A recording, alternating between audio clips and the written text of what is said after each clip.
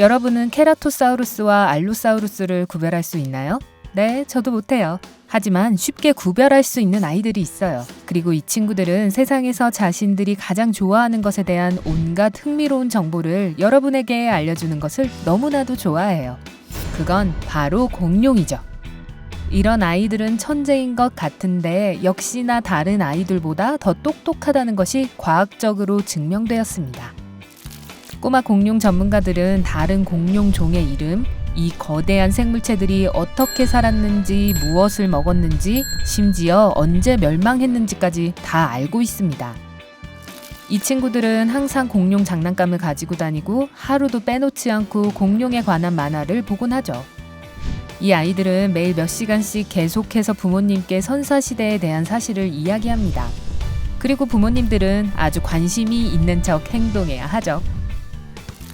어쨌든 만약 여러분의 어린 시절이 이런 모습이었다면 여러분은 심리학자들이 강한 관심 혹은 우리 평범한 사람들은 집착이라고 부르는 것을 갖고 있었던 것입니다. 그래서 인디아나와 위스콘신 대학의 연구원들은 어린 시절에 이런 유형의 흥미를 갖는 것이 어떻게 아이들의 지능에 영향을 미치는지 알아보기로 했습니다.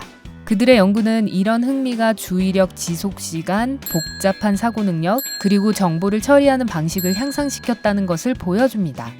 심리학자들은 또한 이 아이들이 공룡을 학습하는 방식이 새로운 상황에 적응하고 나중에 자랐을 때 문제를 해결하는 데 도움이 된다고 믿고 있습니다.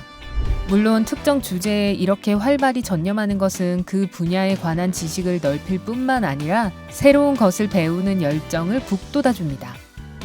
주라기 공원을 여러 번 보는 것에도 긍정적인 면이 있군요. 그리고 이런 집착의 대상은 다양합니다. 우주, 트럭, 곤충 등 무엇이든 가능합니다. 흥미롭게도 같은 연구는 남자아이들이 여자아이들보다 더 자주 강한 관심을 갖는 경향이 있다고 주장합니다. 남자아이들은 관심사에 대한 정보와 사실을 찾는 것을 선호하는 반면 여자아이들은 예술이나 문학 같은 창의적인 과목에 더 관심을 갖는 경향이 있다는 사실 때문일 수 있습니다. 어쨌든 2007년 버지니아 대학의 과학자들에 의한 연구에 따르면 이런 강한 관심은 보통 2살에서 6살 사이에 나타나고 최소한 6개월에서 3년간 지속된다고 합니다. 80%의 아이들은 학교를 시작할 때쯤이면 흥미를 잃고 이전에 매우 관심을 가졌던 것에 더 이상 열정을 느끼지 않습니다. 연구진은 아이들이 일단 학교에 다니기 시작하면 자유시간이 많지 않기 때문에 더 이상 취미에만 전념할 수 없어서 관심이 사라진다고 생각합니다. 하지만 이런 열정적인 관심의 단계를 겪는 아이들은 지능 면에서 보통 평균 이상입니다. 부모는 자녀가 관심사를 계속 추구하도록 격려할 뿐만 아니라 또한 그것에 적극적으로 참여해야 합니다. 예를 들면 박물관에 함께 방문하거나 관심 주제에 대해 이야기를 하거나 아이들에게 새로운 사실을 가르쳐주는 형식으로 참여하는 거죠. 그러다 보면 여러분도 무언가를 배울 수 있을 거예요. 어렸을 때 특별한 관심이 있었는지 생각해 보려고 해도 아무것도 떠오르지 않나요? 그래도 괜찮아요. 예를 들어 앞서갈 수 있는 잠재력을 가지고 있다는 것을 보여주는 다른 많은 징후들이 있습니다. 1번, 엄마가 똑똑합니다.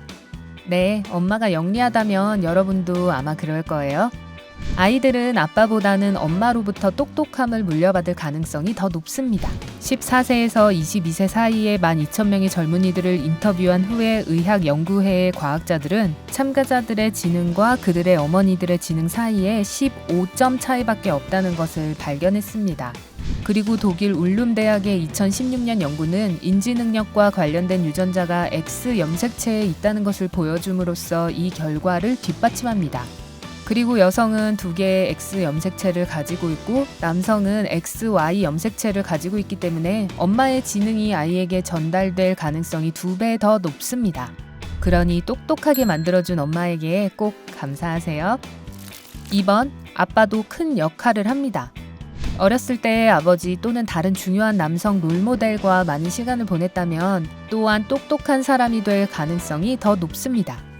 4년 동안 영국 연구원들은 11,000명의 소년, 소녀들에 대한 데이터를 수집했고 그들이 11살이 되었을 때 지능을 측정했습니다.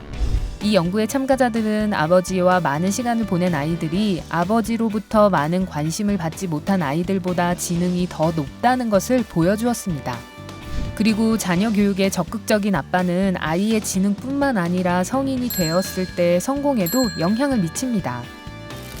아버지가 항상 주변에 있었던 아이들은 어려운 상황과 문제를 해결해야 할 때 감정적으로 더욱 안정적이고 더 자신감 있게 자라기 때문입니다. 3번, 글 읽기를 일찍 배웠습니다. 책으로 배운 지식이라는 말이 괜히 나온 게 아닙니다. 글 읽기를 일찍 시작할수록 더 똑똑하다고 합니다.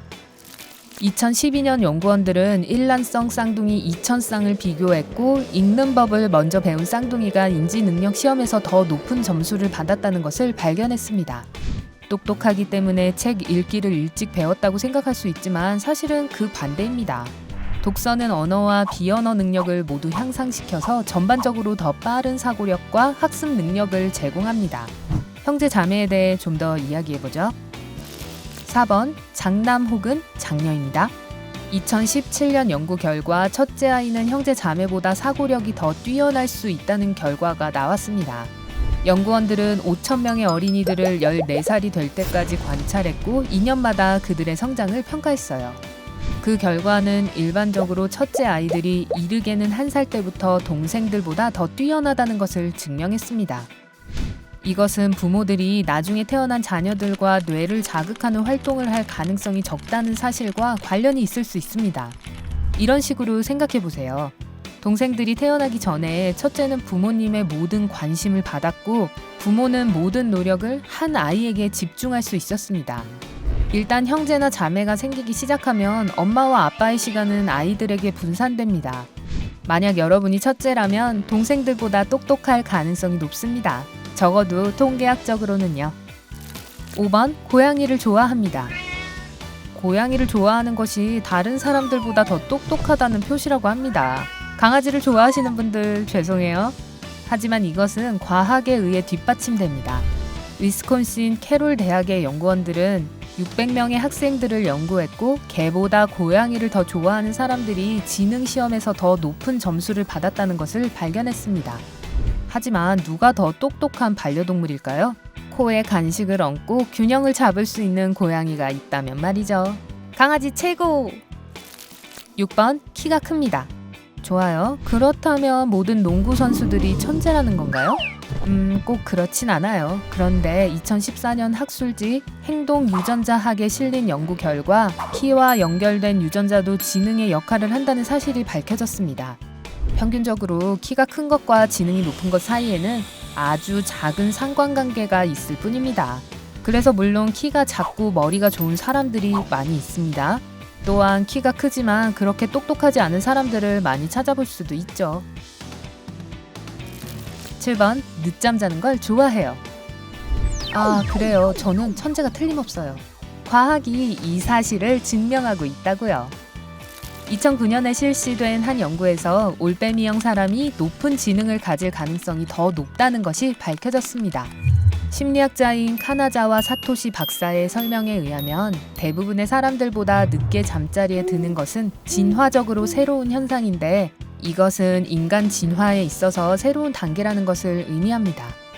그리고 우리의 선사시대 조상들은 전기가 없었기 때문에 늦게까지 깨어있을 수 없었다는 것을 생각하면 일리가 있습니다. 그리고 동굴 밖 어딘가에 나타날지도 모르는 매머들을 생각하며 어둠 속을 응시하는 것은 겁나는 일이죠. 또 다른 연구는 올빼미형 사람이 더 오랫동안 정신을 바짝 차린 상태를 유지할 수 있다는 것을 보여주었습니다.